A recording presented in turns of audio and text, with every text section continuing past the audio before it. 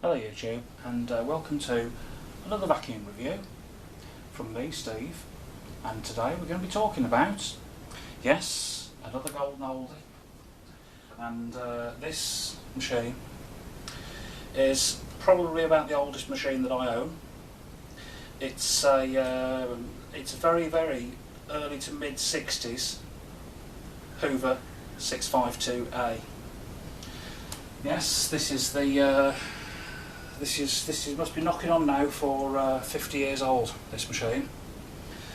It is a second, I'd say it was the second phase of the 652. The first 652 was launched in, I think it was 1958 or 1959, and it had a pink hood, and it also had the pink wrap around here, and it had a pink bag. But the second version of it, which came around about, I think it was around about 1962 that this colour came in, which was like a grey colour. And this machine, it's not in the best of conditions. It's not one of my better machines, but I don't really have a decent example of the 652. So I've got 3 of these, and this is probably about the best of the lot. They usually end up dog-eared, and by the time they get to this sort of age, they've unfortunately, this has had a bag replaced. It's not got the original bag, hence the blue bag here which says vacuum cleaner on it. For some reason, I don't think Hoover would allow aftermarket companies to have vacuum bags with Hoover written on. They'd have to have vacuum cleaner written on instead. So unfortunately it hasn't got the original bag, which is rather a pity. Also hasn't got the original cord either. When I had it, the cord was knackered, so I had to replace it. And unfortunately, I thought, well, should I try and put a grey cable on? So I put a Dyson cable on it. That's why it's got a modern plug on. But basically it would have had a different colour cord to this. But it was dangerous. It had been run over that many times. It was covered in tape, so I had to have it off and replace it. But it does give it a 10 metre reach now. So, well, I think it's about a 9-10 metre on this anyway. The 652 was a progression from the earlier models, which were, I would have said they were a lot more big, a lot more bulky. I think it was the 612 that this replaced. From the late 50s, and this style was very popular. It lasted for 1959, 69, so about 15 years this style lasted for, before it was replaced by the Ranger. I think the Ranger came around about 1974, and I've already done a demo on the Ranger. I've got one of those upstairs.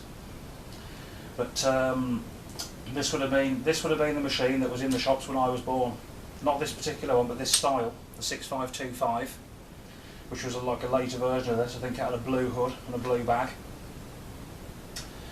So, what did we get with this machine? It was basically very similar to the Ranger. It had a headlight on the front here. The plastic hood only covered a part of the motor there, and the rest of it was metal. That was a metal chassis. And as you can see on this machine, it did suffer from being scraped, and every time it was scraped, some of the paint would come off, revealing the metal underneath. So whilst they were very robust, they did look tatty very quickly, these type, and you can see it here on the handle as well. It has been fairly well scraped all down the front. So it's been a well used and well loved machine. It's got plenty of character, shall we say, showing all its battle scars. I suppose it would have been easier for me to get the spray paint out, or to paint all this, but well, I'm waiting for a better example to come along really, and I'll get one of those then that's better than this. But for the meantime, this is all I've got in the way of 652s. I've got a more modern one than this. I've got one from 1974. It hasn't got a headlight on though, and this one here, being the early model, it had, and it also has the on and off switch in a different place as well. It's down here on this one, on the side. Later models had a round switch here on the side there. next to the hood. So that was one difference between the early ones and the late ones. Also, the early models only had a 2-position height selector. You had thick and normal on the back here, and the back wheels were on a spring. You can see them springing in and out there like that. So what you'd have to do to set the height, if you wanted it on the thick carpet, you would pull that lever up and then you'd have to press it down, like so. And if you wanted it on the thin carpet, you'd press that lever down, it would spring back up again. So it was a very, very different system. I don't know whether I can show that on the camera here.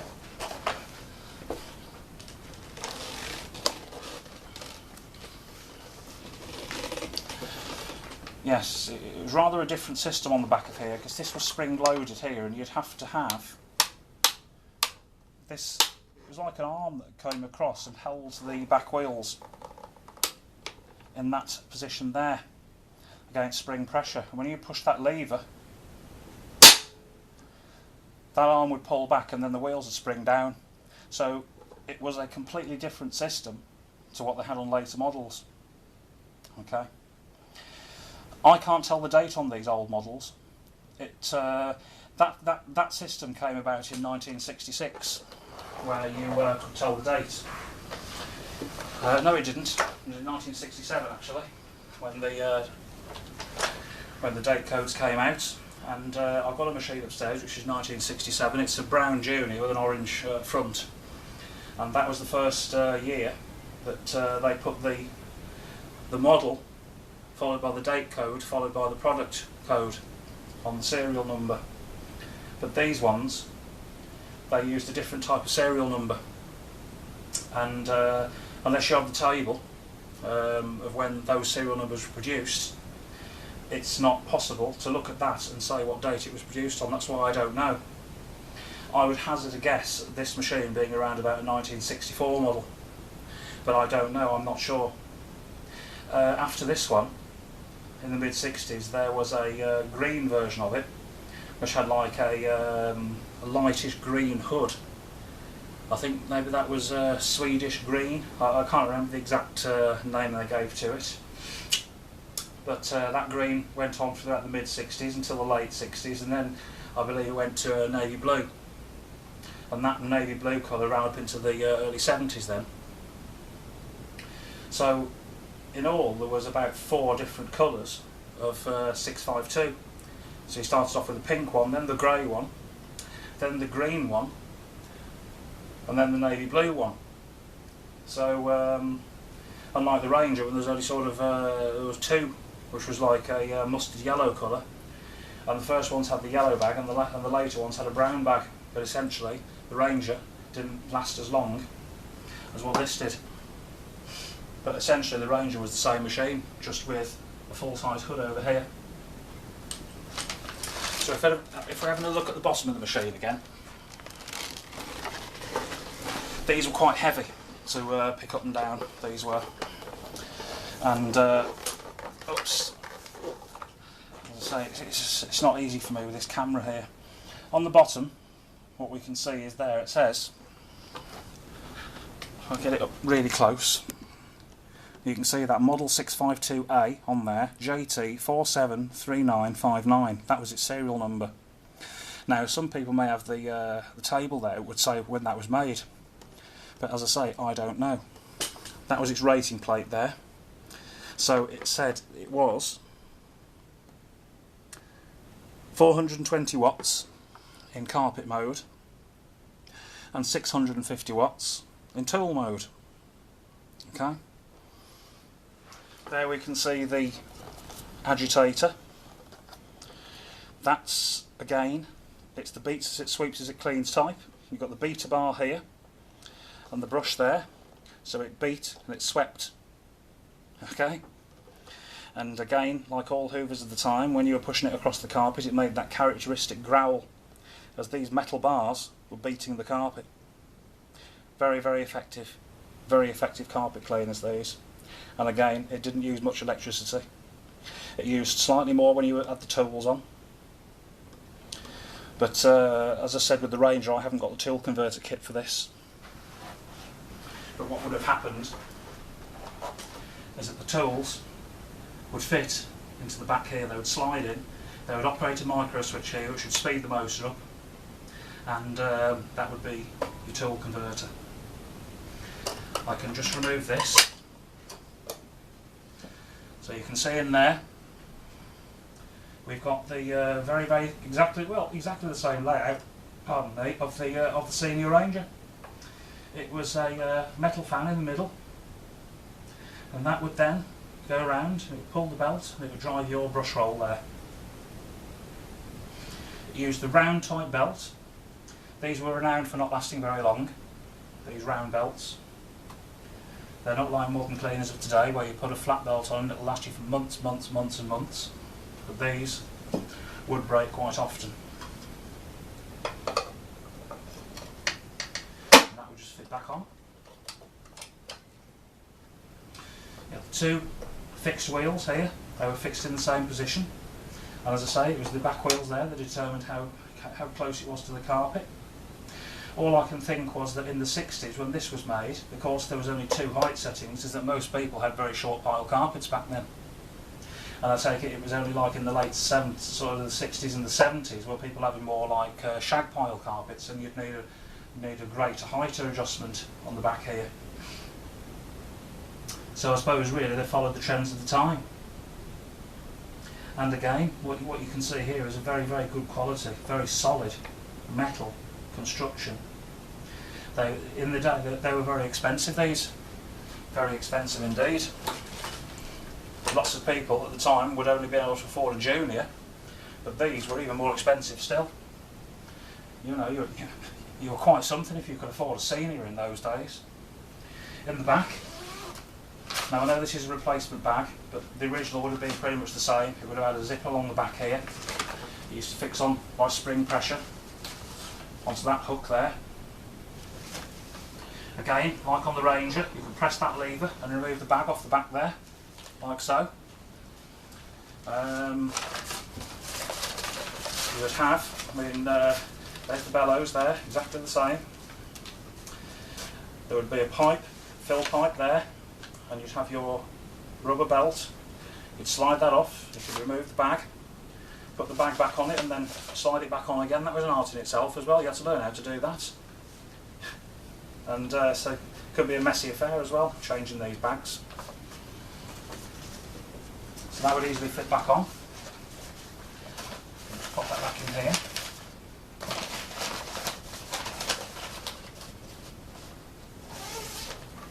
So it used a Type H1 bag. So really, in the early 60s, paper bags that collected the dirt hadn't been going all that long. They only started in the late 50s, because before that, all Hoovers would use a shake-out bag. Literally, you wouldn't have it in a bag there made of paper, it would just go straight into the cloth bag. And you'd take the top of the cloth bag off and shake it out in the dustbin, and every so often you'd have to keep washing the cloth bag. They're what we call dust belchers, because when they got full and they got dusty, you've only got to turn it on and whack that bag and you'd see all the dust belching out. They weren't the best at all. When these paper bags came along, they revolutionised them. So that would fit nice and easily back on there. And that was called the bag flange. Okay. Like all other Hoovers at the time, it had the handle release pedal there. You press that down, it would go down to the first setting, like so. So you could tilt it like that to go over thresholds and onto rugs, and if you wanted to go lower, you press that again, and then it would go right down to the floor. So you could get these under the lowest of furniture, the lowest of tables, the lowest of chairs. And listen to how quiet that is as I push that back and forth across the carpet there. There's no squeaky wheels here, no rough plastic. This wasn't made in China, this was made in England. This was top quality. And it's a testament really, the fact that this still works 50 years after it was made. The sort of people that would have been using this when it was new would now be at least in their mid-70s. You know, this is the sort of cleaner that your grandma would have used. You know, it's these are really, really old machines now. So if we turn it on,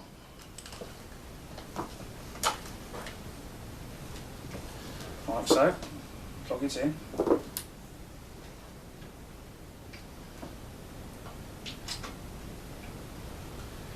Now, as I say, cable, it wouldn't have been original, this cable. I had to put it on for health and safety reasons. It was just not safe to leave the old cable on. And you find that as well with a lot of the really, really old type of pre-war machines where they didn't have like a rubberised cable. It was an old-fashioned rubber that would perish. So unfortunately with the very old cleaners, a lot of them do have to have new cables fitted. But there we go. Let's. I don't do the bag of dirt with these because I'm not really performance testing this. It's an old lady now. This is. It would pick up most stuff.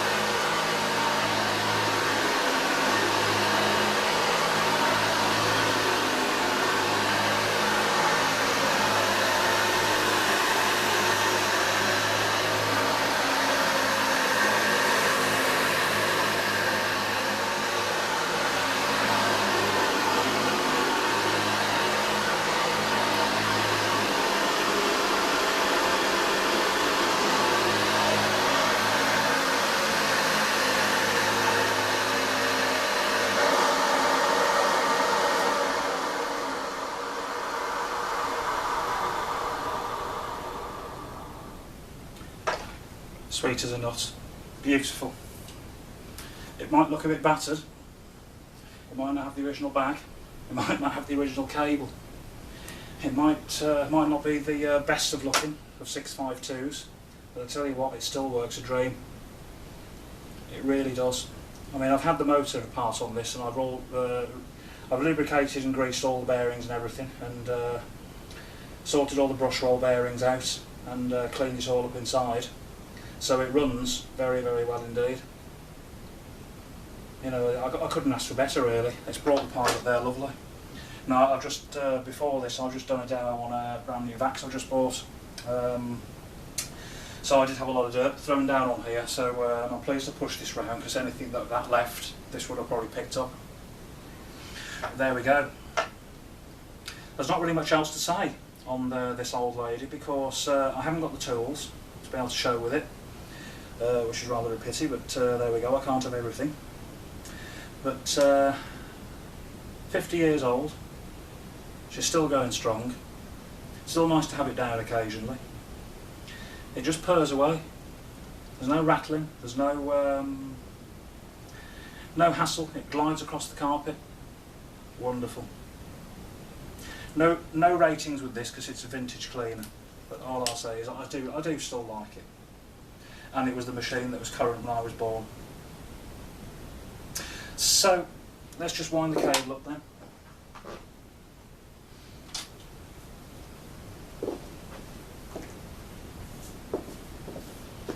It wouldn't have taken as long on the original cable because, as I say, it would probably only originally had a 6-metre cable on.